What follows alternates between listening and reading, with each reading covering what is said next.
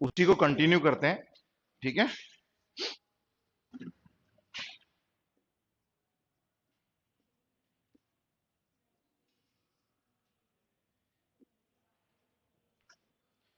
एब्रेविएशंस।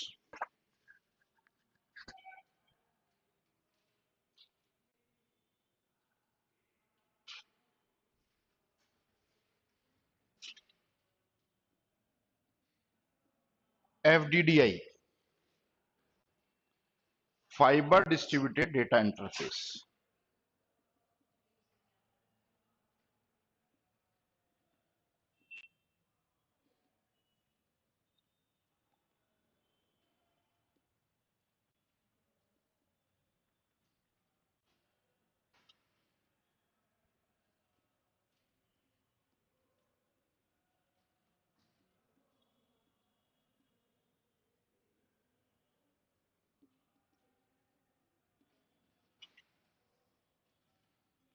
First in first out.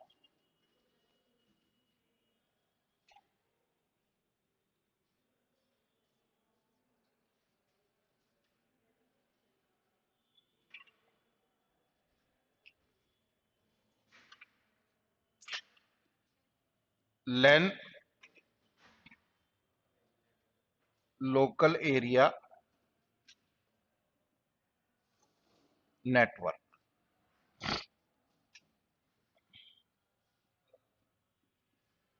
LLC,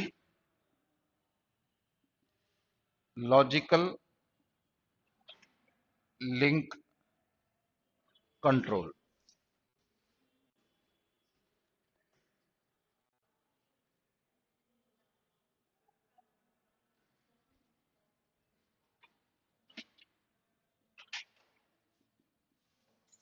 LTE,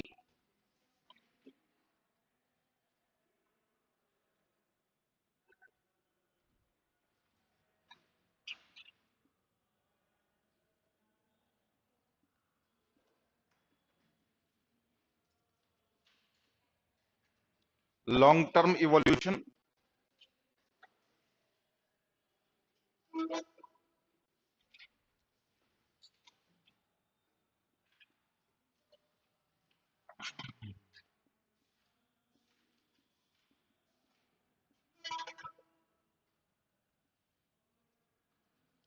देखो, एक तो इसका मैक का फुल फॉर्म होता है मीडिया एक्सेस कंट्रोल, है ना। और इसी का एक और सिक्योरिटी में हम इसको यूज करते हैं, message authentication code. Answer question में अगर आएगा तो दोनों में से एक आएगा ऑप्शन, समझ रहे हैं। अगर सिक्योरिटी से रिलेटेड पूछेगा तो वहां मैसेज ऑथेंटिकेशन कोड होगा, अगर नेटवर्क से रिलेटेड पूछेगा तो मीडिया एक्सेस कंट्रोल होगा। Clear.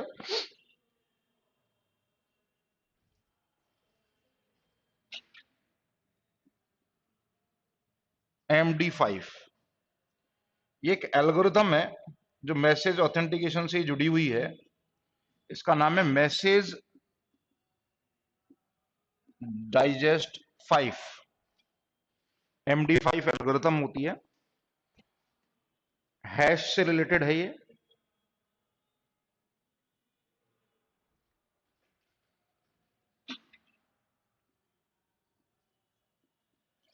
MBR,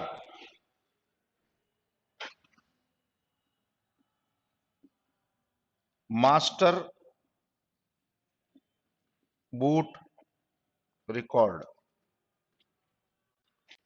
master boot record basically operating system का पार्ट होता है। ठीक है, ऑपरेटिंग सिस्टम का पार्ट होता है मास्टर बूट रिकॉर्ड।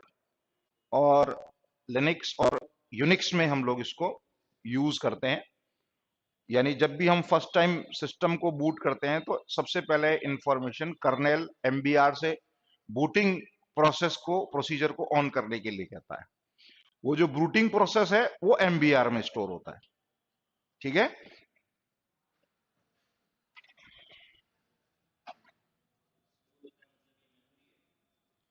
मतलब वहां पर ऑब्वियसली रिकॉर्ड है तो मेमोरी है।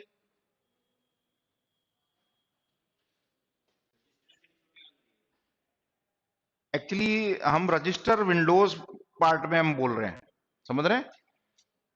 जब हम लिनक्स और यूनिक्स की बात करते हैं तो वहां पर रजिस्टर जैसा कुछ नहीं है, ठीक है। वहां जो है फाइल्स जो है, हर चीज वहां फाइल है, रजिस्टर जैसा कोई कॉन्सेप्ट वहां नहीं है। ये ओएस का पार्ट है बेसिकली। और रजिस्टर जो आप बात कर रहे हो, वो रजिस्टर बात कर रहे हो आप किसकी, हार्डवेयर की, ठीक है। तो ये एक तरह से आप इसको ये कह सकते हो कि कहीं ना कहीं स्टोरेज है, तो ऑब्वियसली किसी न किसी हार्डवेयर पार्ट पर तो स्टोर होगा ही होगा। तो ये क्या है बेसिकली, हम बात करें तो बायोस का एक पार्ट है, ठीक है।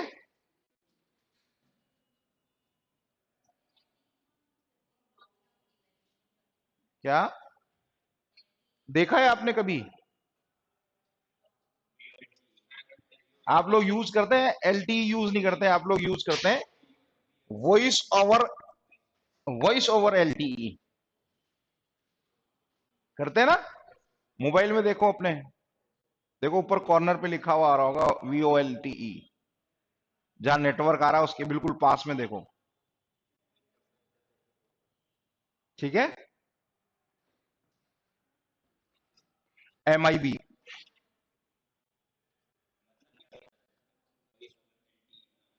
बेसिकली वायरलेस टेक्नोलॉजी में हम जब कम्युनिकेशन कर रहे हैं तो उसके लिए कुछ स्टैंडर्ड्स को हम फॉलो करते हैं। उनमें से एक स्टैंडर्ड है लॉन्ग टर्म एवोल्यूशन। हाँ, ये बेसिकली हम जब वायरलेस पे बात करेंगे तो वायरलेस वेब को हम अच्छे से डिस्कस करेंगे, उस पर बात करेंगे। MIB, that is management information base.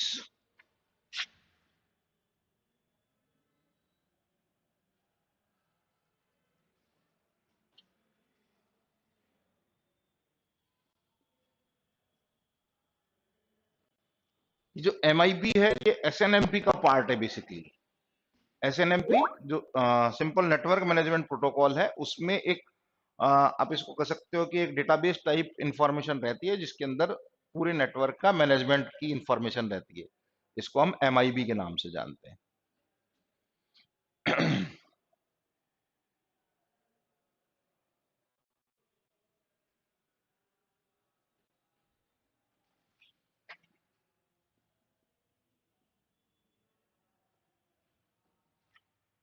एक बहुत फेमस टाइप का अटैक है ये, जो सिक्योरिटी में हम पढ़ेंगे, man in the middle.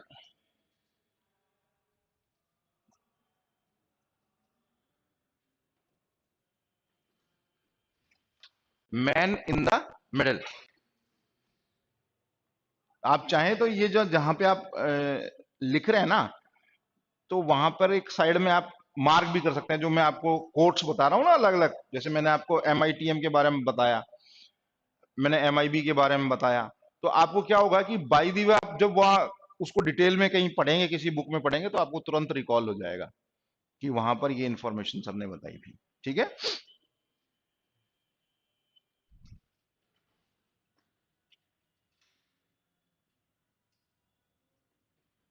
MPEG की तो सबको पता होगी full form,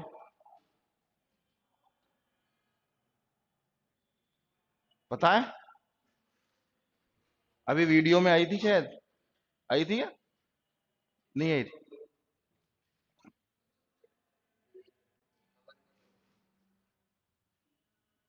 motion picture expert group, image से रिलेटेड, इमेज प्रोसेसिंग या इमेज फॉर्मेट आप इसको कह सकते हो। हाँ, motion picture expert group, experts, image processing और मल्टीमीडिया में हम इसको स्टडी करते हैं, ठीक है।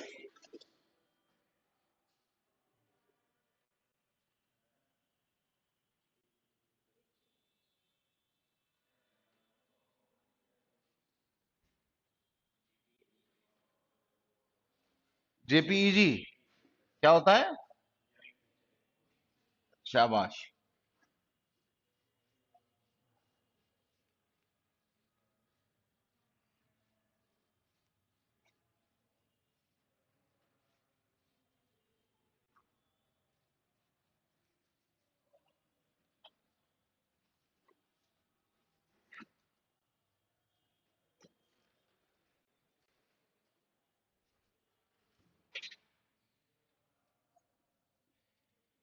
MTU,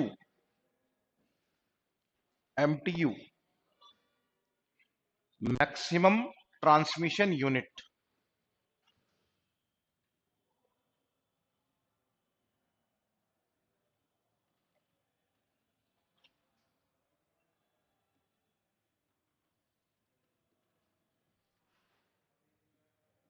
MS mobile station.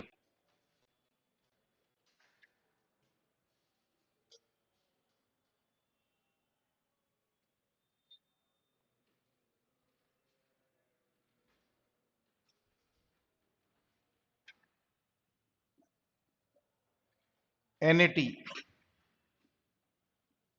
Network address translation.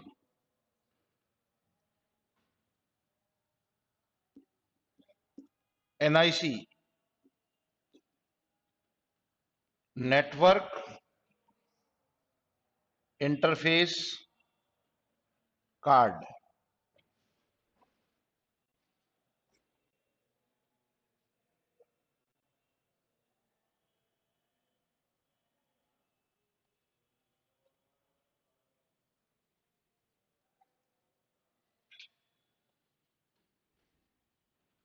एक ऑर्गेनाइजेशन है एनआईएसटी,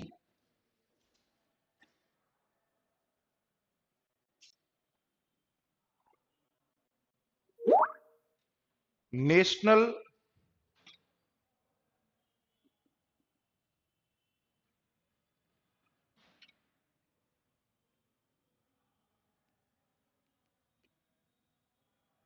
इंस्टीट्यूट ऑफ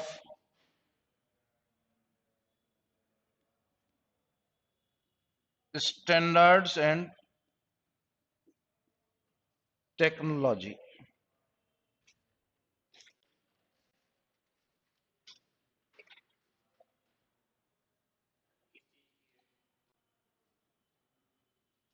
ये स्टैंडर्ड्स प्रोवाइड करता है, अमेरिकन काउंसिल है, एक तरीके की अमेरिकन इंस्टीट्यूट है। ये नेटवर्किंग से रिलेटेड और कम्युनिकेशन से रिलेटेड स्टैंडर्ड्स होते हैं, जो प्रोटोकॉल्स और स्टैंडर्ड्स हैं। आई ट्रिपल ई अकेला नहीं करता है, ऐसी बहुत सारी ऑर्गेनाइजेशंस हैं जो स्टैंडर्ड मेकिंग का काम करती है। ठीक है। इंटरनेट से रिलेटेड जो आईईटीएफ मैंने कल बताया था आपको परसों की क्लास में हमारी, उस आईईटीएफ के पास जो फॉर्मेट जाता है, वो ड्राफ्ट जो फॉर्मेटिंग होती है वो एनआईएसटी के थ्रू ही होती है। पहले ड्राफ्ट को चेक करने का काम एनआईएसटी का होता है, फिर वो फॉरवर्ड किया जाता है आईईटीएफ को।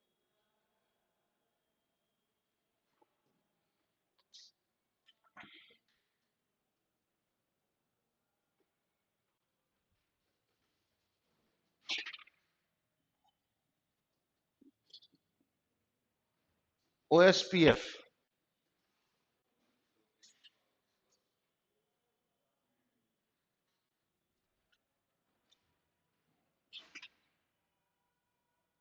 ओपन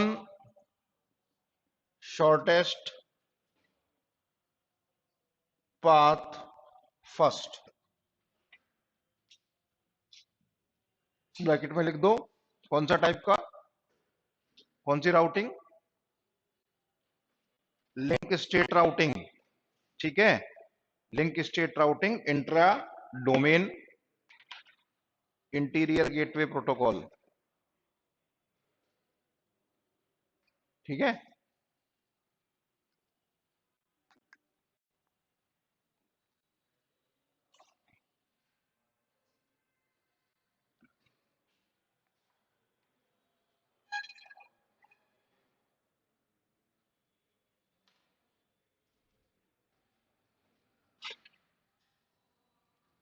OSPF हो गया,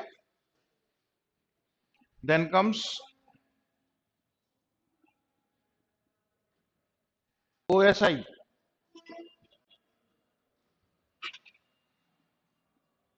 ओपन सिस्टम इंटर कनेक्शन। लोग कनेक्टेड लिखते हैं, इसको ध्यान रखना, बहुत गलती होती है, कनेक्शन है बेसिकली।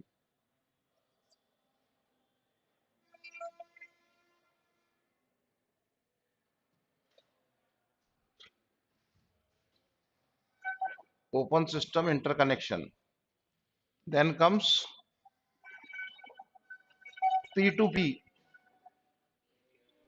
Peer to peer.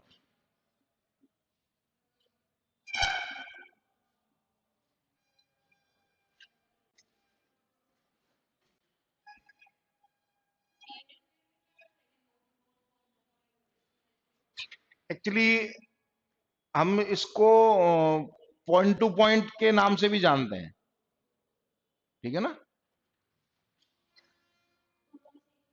हाँ, POP, post office protocol, post office protocol.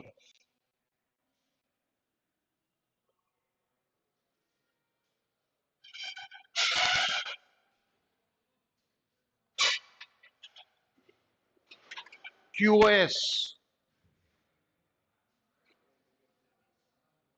Quality of service, objective of networking, है ना।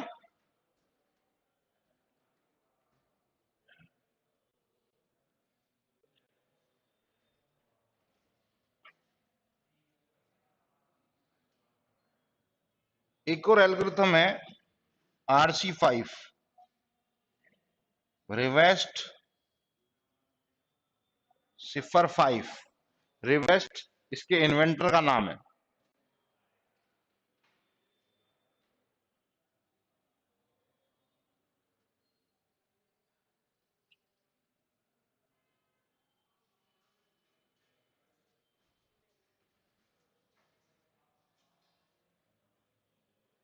RFC,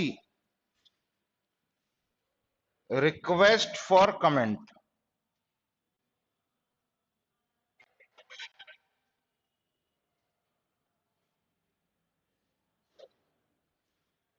जानते हैं RFC के बारे में? नहीं जानते हैं। बेसिकली जब भी कोई प्रोटोकॉल या स्टैंडर्ड बनता है तो जो इनिशियल ड्राफ्ट होता है, इनिशियल ड्राफ्ट जो होता है वो RFC ही कहलाता है। समझ रहे हैं?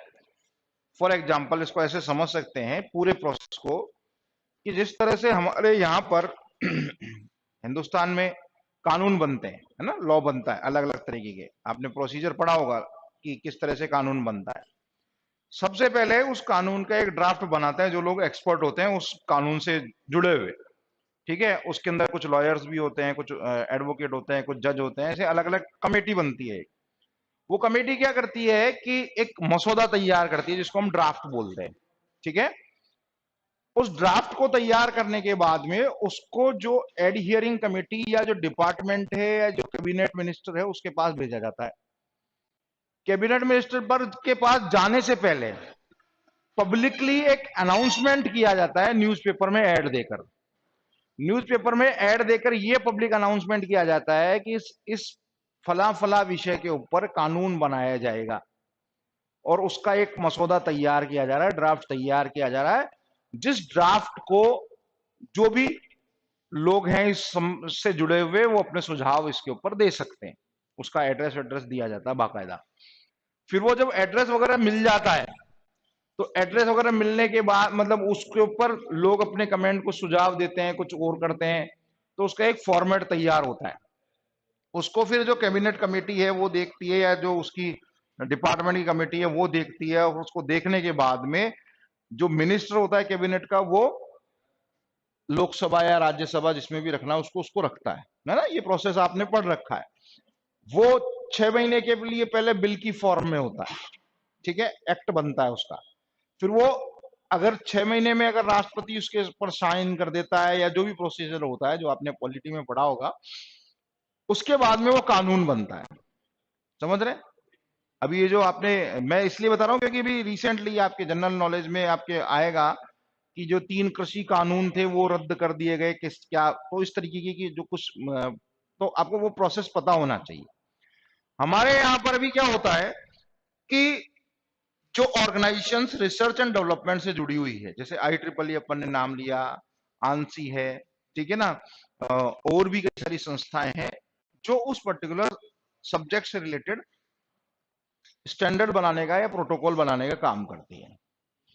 किसी भी पर्टिकुलर स्टैंडर्ड को बनने से पहले उसको रिक्वेस्ट फॉर कमेंट के लिए रखा जाता है, और वो RFC का पर्टिकुलर नंबर होता है, ठीक है। अगर आप लोगों ने बुक्स देखी हो तो कहीं पर भी जहां पर भी मेंशन होता है तो वहां उसके ब्रैकेट में RFC नंबर लिखा हुआ होता है, RFC फिर उसका नंबर, जैसे फॉर एग्जांपल ऐसे लिखा हुआ रहेगा ब्रैकेट में। सपोज करो आपने OSPF के बारे में पढ़ रहे हैं, आप OSPF की डेफिनेशन जो भी है इसमें लिखी हुई, उस डेफिनेशन के साथ में लास्ट में इस तरह से ये रेफरेंस दिया हुआ होगा। यानी इनिशियल जो रिक्वेस्ट या इनिशियल जो ड्राफ्ट बना था वो किस जगह लिखा हुआ है, इस RFC में लिखा हुआ है। अब उस RFC का मतलब क्या है, उस RFC को हम क्या करते हैं, कैलकुलेट करते हैं। कैसे कैलकुलेट करते हैं कि उसको 6 महीने के लिए छोड़ दिया जाता है कमेंट्स के लिए, ठीक है।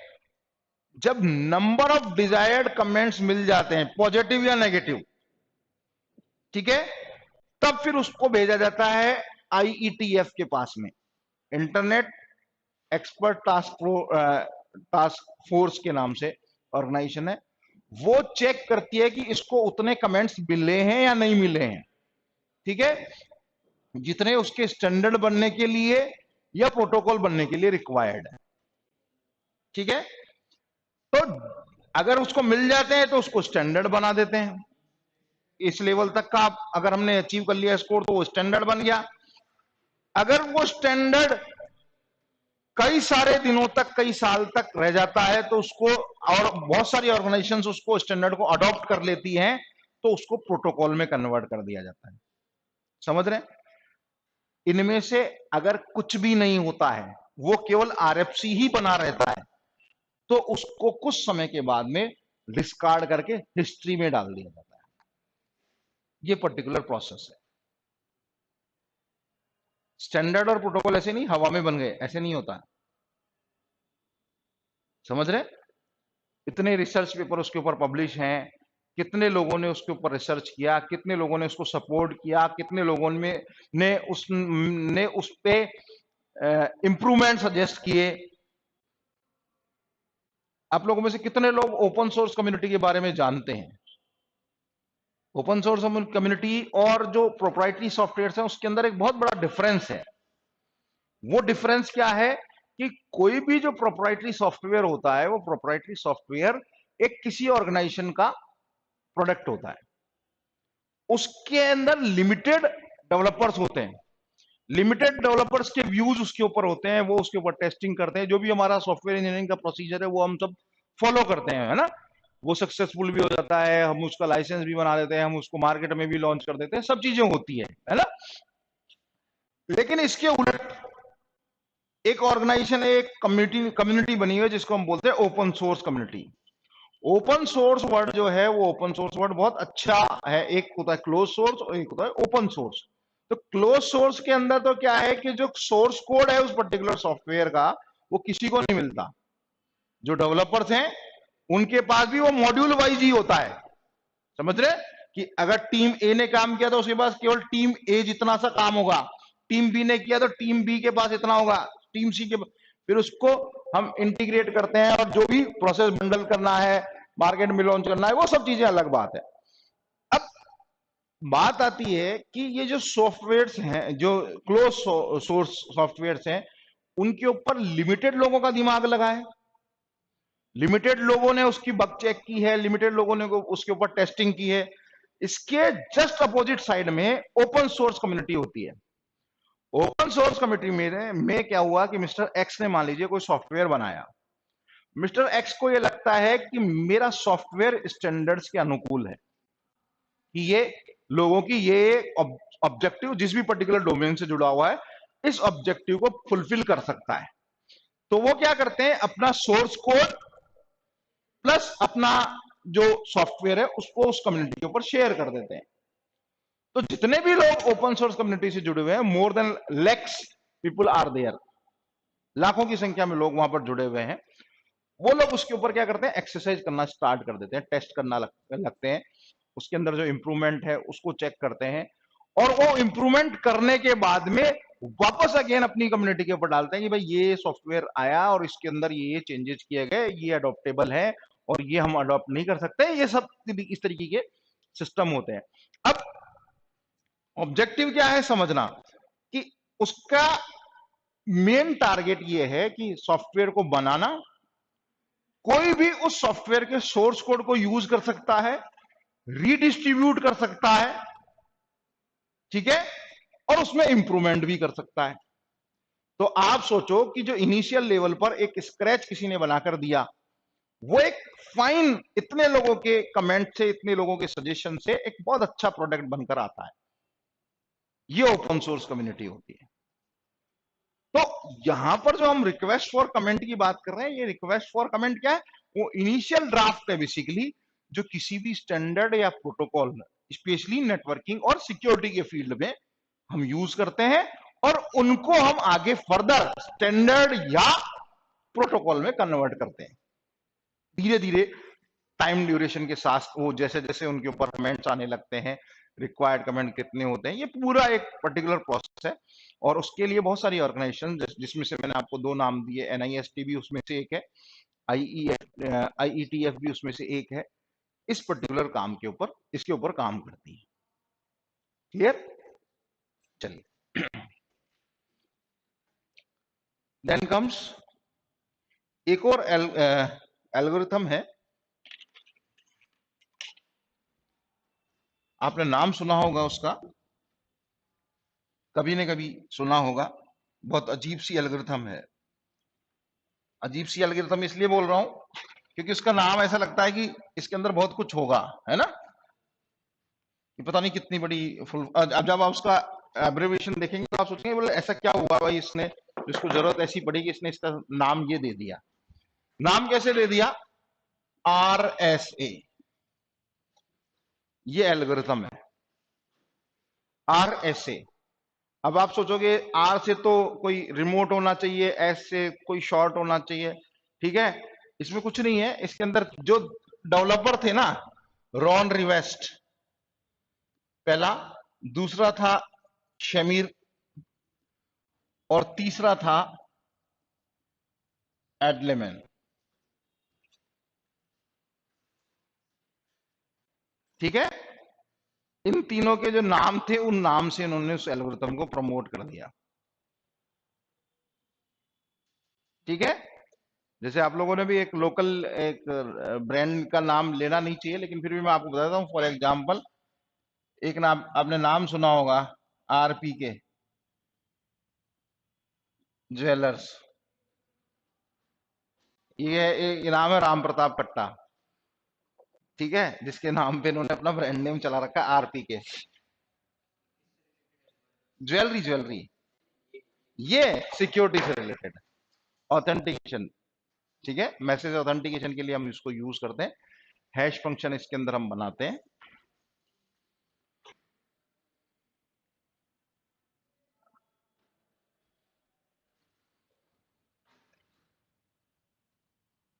RTS,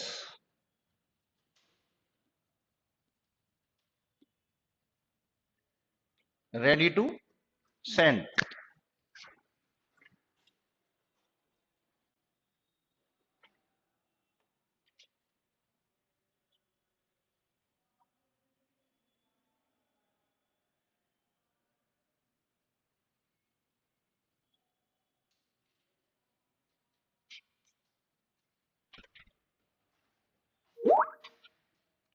SHA चालू है।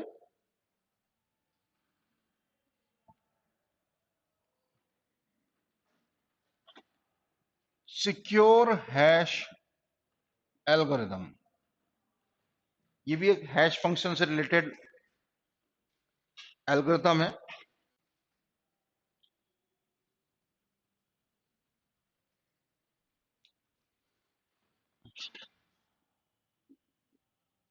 SMTP, SNMP, SNR, this is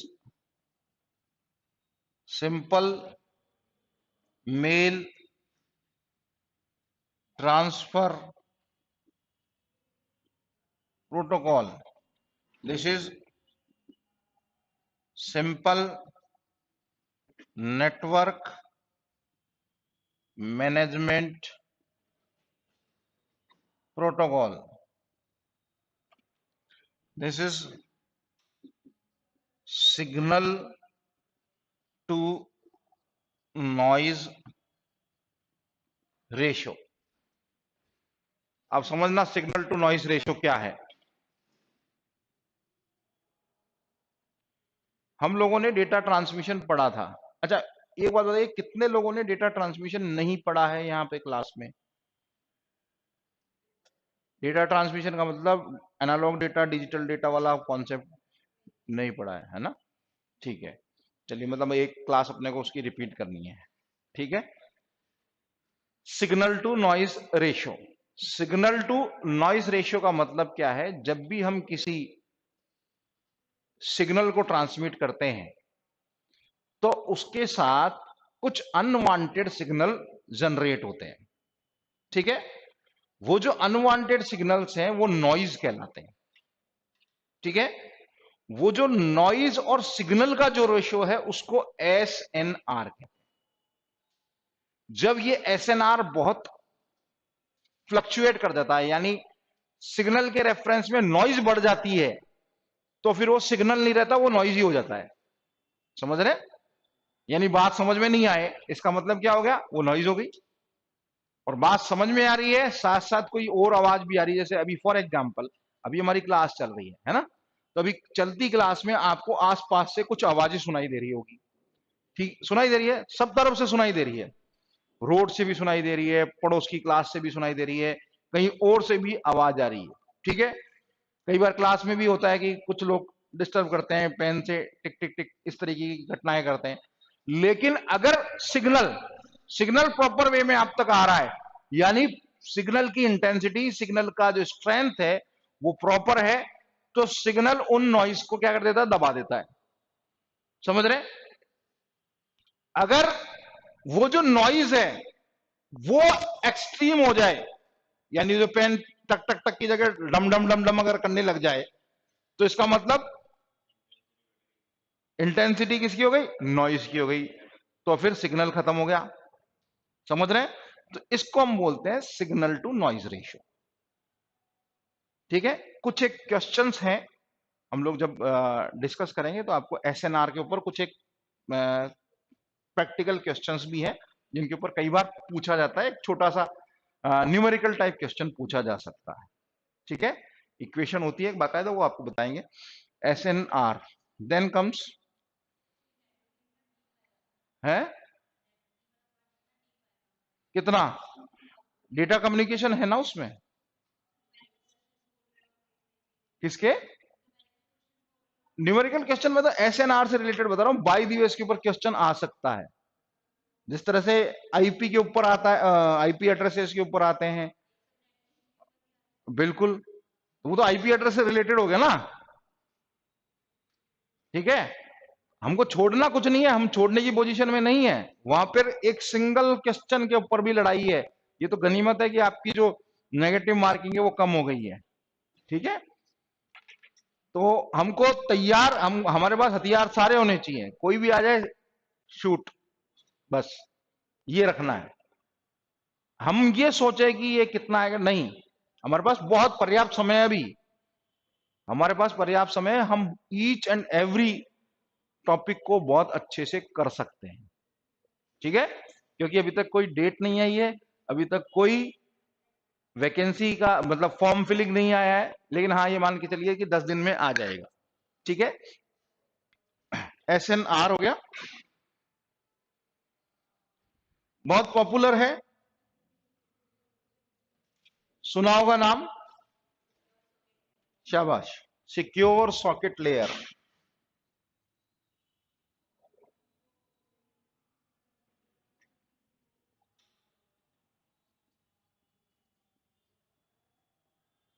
SSL,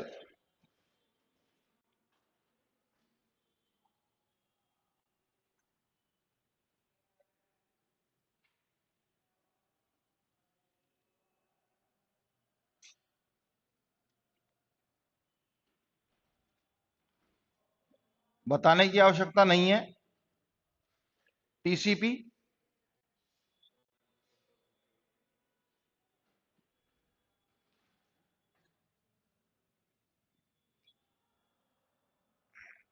TLD, top level domain,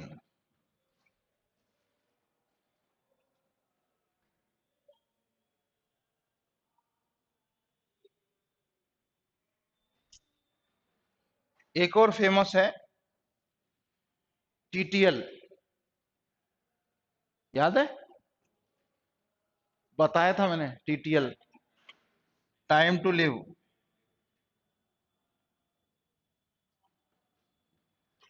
time to live, live नहीं, बेसिकली लाइव कहेंगे हम इसको, टाइम टू लाइव।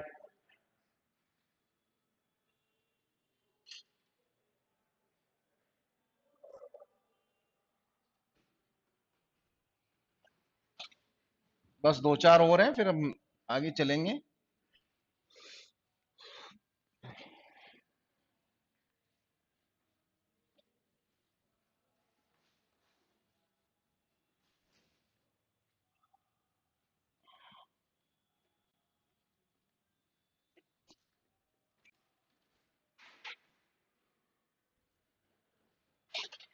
बताने की जरूरत है क्या? User datagram protocol, UMTS,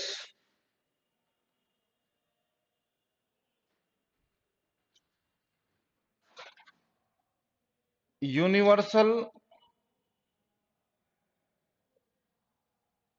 mobile telecommunication system, UMTS,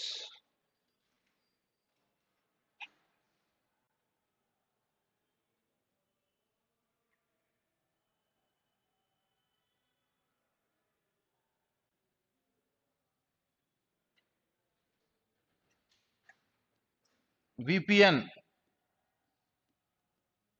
virtual private network,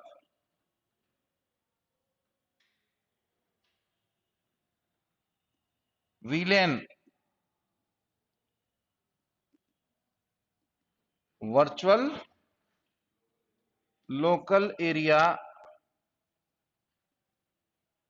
network,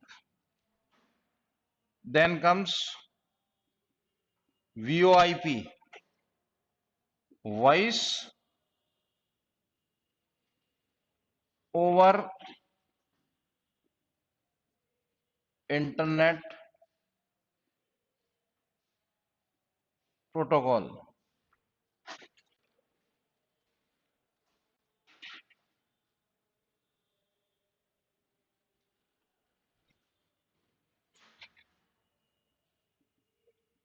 web,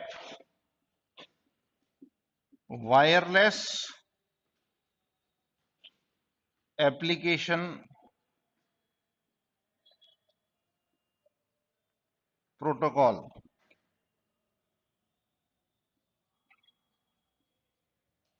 wireless लैन,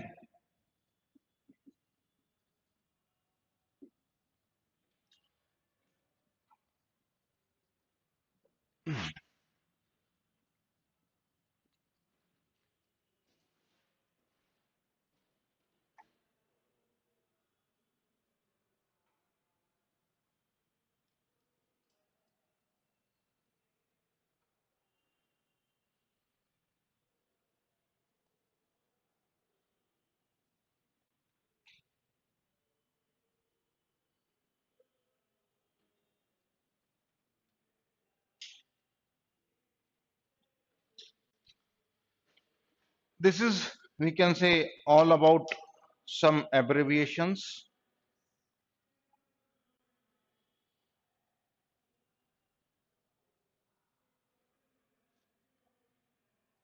अब हम नेक्स्ट जो टॉपिक लेने वाले हैं वो है वायरलेस कम्युनिकेशन, है ना आपके सिलेबस में?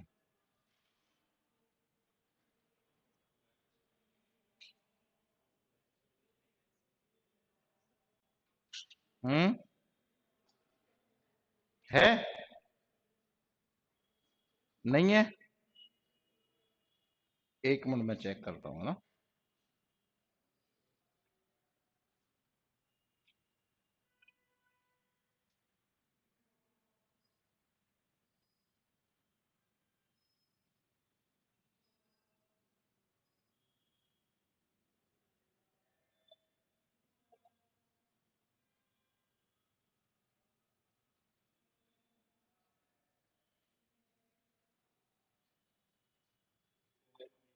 मोबाइल कम्युनिकेशन, हाँ, मतलब वायरलेस वाला मोबाइल कम्युनिकेशन, उसका बेसिक इंट्रोडक्शन हम लोग डिस्कस कर लेते हैं आज, ठीक है?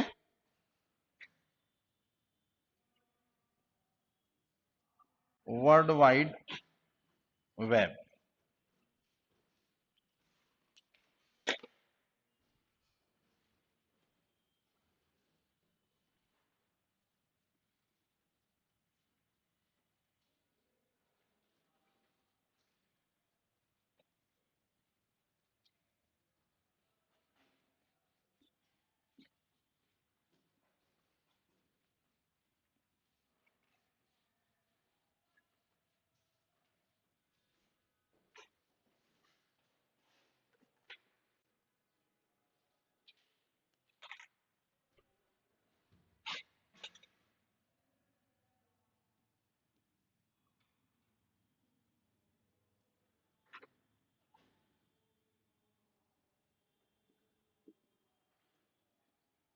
Mobile communication.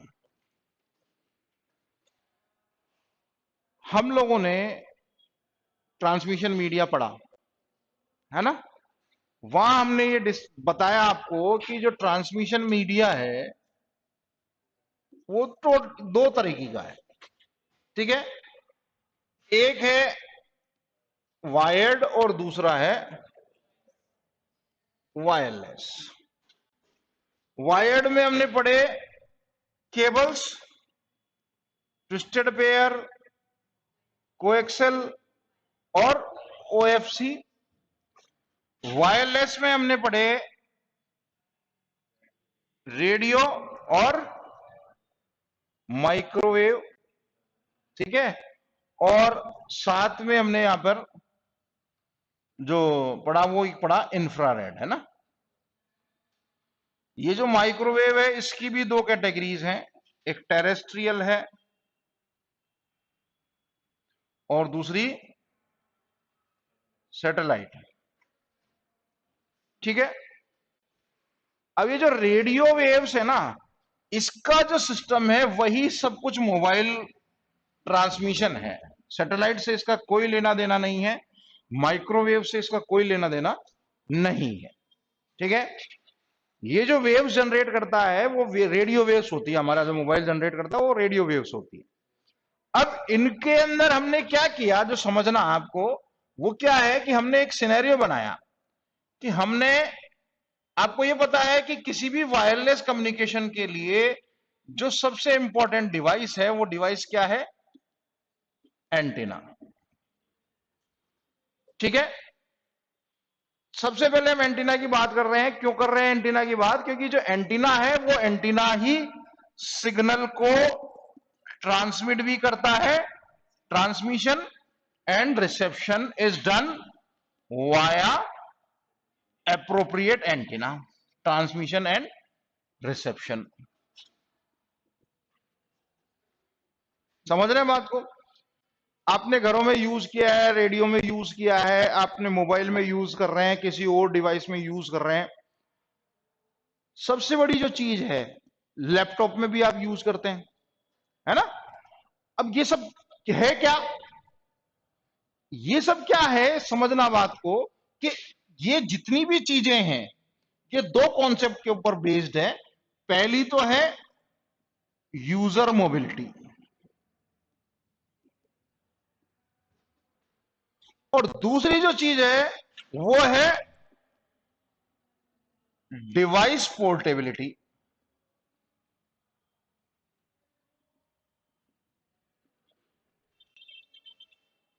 कॉन्सेप्ट समझना।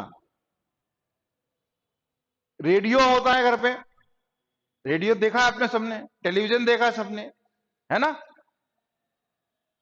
एक रेडियो वो है जो प्लग में लगा रहता है और वहां से आप उसको यूज करते हैं, जो एंशियंट टाइम पे मैंने मेरे बचपन में यूज किया है।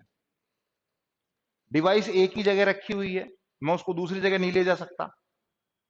दूसरी जगह लेके जाऊंगा तो मुझे क्या करना पड़ेगा, उसको पावर देनी पड़ेगी। पावर के लिए वहां पे व्यवस्था हो नहीं हो वो बात अलग है। इसी तरह से जो पहले मेरे पास टेलीविजन था, वो टेलीविजन बड़ी साइज के थे, ठीक है। वो सिग्नल, उसके लिए हमको एक एंटीना लगाना पड़ता था छत पे। फिर वो एक कॉन्सेप्ट खत्म हुआ, वो छत का जो एंटीना था वो कमरे के अंदर आ गया, छोटा एंटीना लगाने लगे लोग बाग। फिर बाद में उस टीवी के ऊपर ही लगने लग गया, तो पोर्टेबल टीवी हो गया। छोटा सा टीवी था, उसको इधर उधर लेके हम लोग घूम लेते थे, ठीक है। वो क्या हो गई, पहला तो था यूजर मोबिलिटी। पहला कॉन्सेप्ट तो समझना, यूजर मोबिलिटी, कि यूजर कहीं मूव कर रहा है, एक से दूसरी जगह पर जा रहा है। दूसरा है डिवाइस पोर्टेबिलिटी, कि डिवाइस भी इधर से उधर जा रही है, मूव कर रही है। समझ रहे, कॉन्सेप्ट समझना। यूजर मोबिलिटी का कॉन्सेप्ट क्या है। फॉर एग्जाम्पल, मैं जयपुर में रहता हूं, मेरे पास कम्युनिकेशन का एक साधन है, मेरे पास एक नंबर है जो मेरे लैंडलाइन टेलीफोन का है। सपोज करो मुझे किसी काम से जोधपुर जाना पड़ जाए, तो क्या मेरे पास कोई ऐसी फैसिलिटी हो सकती है कि उसी नंबर की कॉल को मैं वहां रिसीव कर सकूं? हो सकती है क्या? होती है, पहले भी होती थी, अभी भी होती है, जिसको हम कॉल फॉरवर्डिंग के नाम से जानते हैं। समझ रहे कॉन्सेप्ट? तो यूजर मोबिलिटी है, यूजर एक जगह से दूसरी जगह पर जा रहा है, ठीक है। दूसरा समझना कॉन्सेप्ट, कि डिवाइस पोर्टेबिलिटी, कि मैं उस फोन को ही मेरे साथ ले जाऊं। आए थे ना बीच में फोन, टाटा इंडिकॉम रिलायंस के, कि फोन को ले जाओ आप। लेकिन फिर उन्होंने क्या किया, लोगों ने जब मिसयूज करना स्टार्ट कर दिया तो उन्होंने उसको क्या, रेस्ट्रिक्शन कर दिया, कि वो आप एक पर्टिकुलर डिस्टेंस के बाद आप उसको यूज नहीं कर सकते। दूसरा कॉर्डलेस टेलीफोन्स, आपके घर में आप जा रहे हो, छत पे जा रहे हो, तो आप कॉर्डलेस को ले जा रहे हो। समझ रहे हो? तो ये दोनों कॉन्सेप्ट से कुछ आगे चलकर हम अभी तक केवल कॉलिंग की बात कर रहे हैं। जब हमने उस कॉलिंग के साथ में डेटा को भी यूज करना स्टार्ट कर दिया, डेटा ट्रांसमिशन भी हमने यूज स्टार्ट कर दिया, जब हमने इंटरनेट यूज करना स्टार्ट कर दिया, तब ये एक्चुअल सक्सेस मोबाइल कम्युनिकेशन की हमको प्रूव हुई। अभी तक हम क्या कर रहे थे, कि अभी तक हम एक लैपटॉप यूज कर रहे थे, जो डिवाइस है। हम किसी भी नेटवर्क को जहां जाते थे, उसके नेटवर्क के वाईफाई के पासवर्ड को यूज करके हम उसको यूज कर रहे थे। ये कॉन्सेप्ट था। फिर हमने क्या किया, कि उसको लैपटॉप के बाद में, अगर मान लीजिए आप डेस्कटॉप की बात करते हैं, डेस्कटॉप क्या होता है, फिक्स्ड होता है, एक जगह ही रखा रहता है। अब आप जहां पर भी जाएं, वहां पर अगर आप अपने पर्टिकुलर सिस्टम को एक्सेस कर पाए, तो क्या कोई ऐसी फैसिलिटी हमारे पास अवेलेबल थी? नहीं थी। तो धीरे धीरे जैसे जैसे एडवांसमेंट होता गया, हमने मोबाइल कम्युनिकेशन वायरलेस टेक्नोलॉजी को यूज करते हुए इन सब चीजों को एक्सेस करना स्टार्ट कर दिया। और वो जो एक्सेस था, वो एक्सेस शुरुआत कहां से हुई? मोबाइल फोन से। मोबाइल फोन क्या है, पहले मोबाइल फोन आते थे एनालॉग नेचर के, जब उसमें भी हमने एडवांसमेंट कर लिया, तो डिजिटल नेचर के हमको मोबाइल फोन मिलने लगे। अब वो मोबाइल फोन क्या है, कॉर्डलेस टेलीफोनी से शुरू हुआ था, कॉर्डलेस टेलीफोनी से स्टार्ट हुआ था। CT1 हम उसको कहते थे, CT1 स्टैंडर्ड था पहला जो है, कॉर्डलेस टेलीफोनी 1। उस कॉर्डलेस टेलीफोनी, अलग अलग फेजेज हैं इसकी भी, सिंगल फेज में डेवलपमेंट नहीं हुआ है। पहले आपने जो पब्लिक स्विच टेलीफोन नेटवर्क था उससे कम्युनिकेट करना स्टार्ट किया, पब्लिक स्विच से आपने कॉर्डलेस टेलीफोनी पर आए, कॉर्डलेस टेलीफोनी से आप आए मोबाइल फोन सिस्टम में। जो मोबाइल फोन सिस्टम पहला क्या था, एनालॉग नेचर का था, उसमें आपने फिर एडवांसमेंट किया और डिजिटल नेचर के मोबाइल फोन आ गए, यानी डीएमपीएस आ गया, डिजिटल मोबाइल फोन सिस्टम, जिसमें हमने क्या किया, जो एग्जिस्टिंग टेक्नोलॉजीज थी उनको हमने वायरलेसली अडॉप्ट करना स्टार्ट कर दिया। फिर उसी में एक एडवांसमेंट हुआ और सेलुलर टेलीफोनी का कॉन्सेप्ट आ गया। अब ये सेलुलर टेलीफोनी क्या था, वो क्या था, वही सारी चीजें मोबाइल कम्युनिकेशन। समझ रहे कॉन्सेप्ट? एक छोटा डिवाइस जिसको हम एमएस के नाम से जान रहे हैं, एक बड़ा डिवाइस जो किसी एक पर्टिकुलर लोकेलिटी पर एस्टेब्लिश है, जिसको हम बीएस के नाम से जान रहे हैं, बेस स्टेशन के नाम से। जब हम कॉल करते हैं तो एक मोबाइल नंबर से, जैसे ही हम इसको बूट करते हैं एमएस को, तो बूट करते ही सबसे पहले जो नियर बाय बेस स्टेशन है उसके ऊपर इंफॉर्मेशन जाती है, वहां पर कुछ डेटाबेसेस होते हैं, ये सिग्नल वहां से रिसीव करता है और उस सिग्नल को आगे फॉरवर्ड करने का काम उस बेस स्टेशन में होता है। ठीक है, ये एक पूरा आर्किटेक्चर है। ठीक है, इसके अंदर तीन अलग अलग तरीके के नेटवर्क्स हैं, तीन अलग अलग तरह के नेटवर्क है, आर्किटेक्चर बता रहा हूं। जिस तरह से हमने वहां पे ओएसआई, टीसीपी, आईपी ये पढ़ा, वैसे यहां पर भी है, यहां पे भी प्रोटोकॉल स्टैक काम करता है। यहां पे जो प्रोटोकॉल स्टैक काम करता है उसको बोलते हैं web protocol stack, wireless application protocol. यहां पर भी लेयर्स हैं, लो physical layer, data link layer, transport layer, यहां पर भी है। ठीक है, कम्युनिकेशन का सिस्टम बिल्कुल वही है, लेकिन हमको इतना डिटेल में इसको नहीं पढ़ना, हमको जो हमारे जो मतलब की चीजें हैं उसमें कैसे मोबाइल फोन काम करता है, कौन कौन सी टर्मिनोलॉजी हम इसके अंदर यूज करते हैं और किस किस टाइप के डेटाबेसेस होते हैं, वही चीज हमको पढ़नी है। प्रोटोकॉल से हमारा इसमें कोई लेना देना नहीं है। क्लियर? तो ये ऑलमोस्ट हमारी नेटवर्किंग की लास्ट यूनिट होगी, समझ रहे? फिर उसके बाद में हम जो चीजें कुछ रह गई हैं आपके बैच की, उन चीजों को एक बार फास्ट फॉरवर्ड में रिपीट करेंगे। ठीक है, फिर हम लोग सिक्योरिटी के ऊपर आएंगे। ठीक है, थैंक यू वेरी मच।